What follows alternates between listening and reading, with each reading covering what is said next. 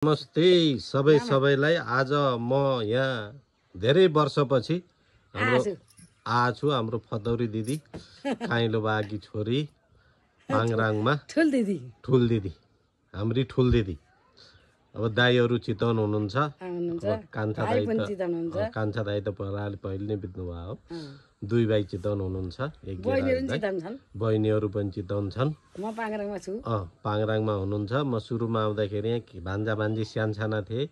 अब कसैले पॉइन्ट तान्ने, कसैले कान कोट्टाउने, कसैले के कोट्टाउने गर्दै मामाहरूलाई असाध्यै माया गर्दै दिदीले फेरि असाध्यै माया गर्ने। अहिलेसम्म फोन गर्न छोड्नु भएको छैन।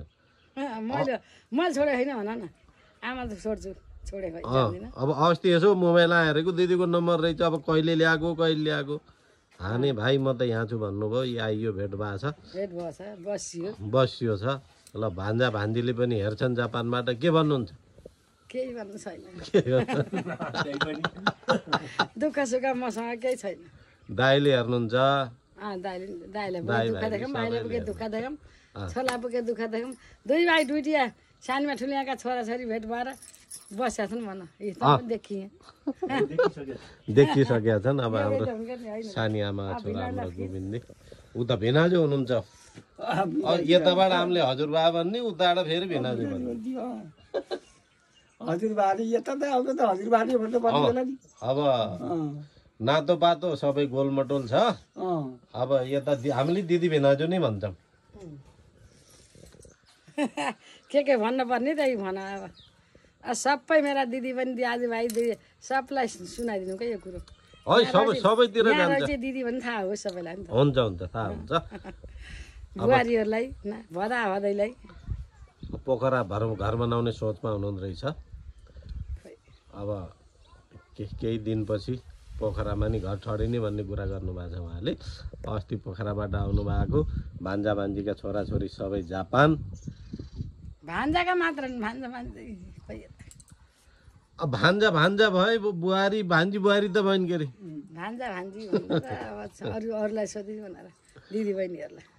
दिदी बहिनीहरूलाई सम्झिया छु। अब सबैले हेर्नु होला, उहाँ दिदी हुनुहुन्छ। अब ठ्याक्क देखाएपछि मामा आइछन् भन्ने थाहा भइहाल्छ। भान्जीहरूलाई अब छोराछोरी नाति नातिनी सबैलाई सम्झेको छु मैले पनि।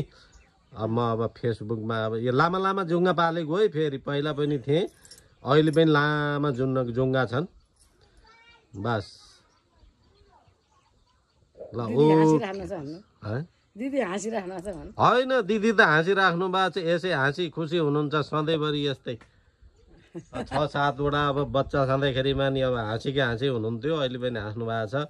अब टिको लाउँदाखेरि यहाँ सन्तानले डाँडा काँडा ढाकुन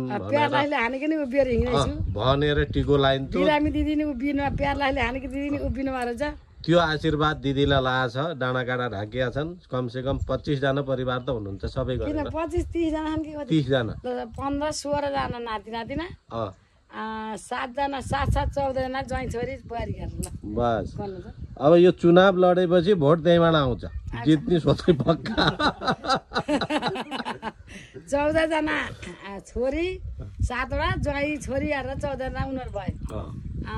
16 जना तिनीहरू भयो। 17 भयो कि 16 अरे नातिनी 16 पलातिनीले 17 भन्नाले 35 जति काटिसके।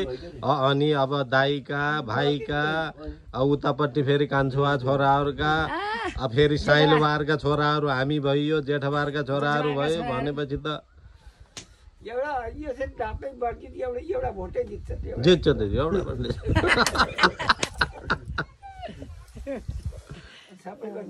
ल है। रमाइलो हो होइन अब जाने।